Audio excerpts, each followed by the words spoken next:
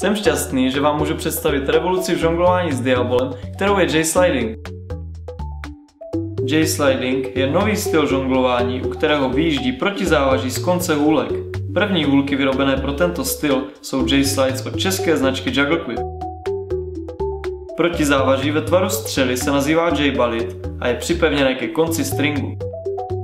Hůlky J-slides žonglérům otevírají úplně nové možnosti a stovky nových triků v žonglování s diabolem. Tyto triky se můžete naučit na webu jsliding.com, kde najdete plno tutoriálů a informací. Věřím, že se J-sliding stane oblíbeným stylem žonglování všech novodobých žonglérů z celého světa.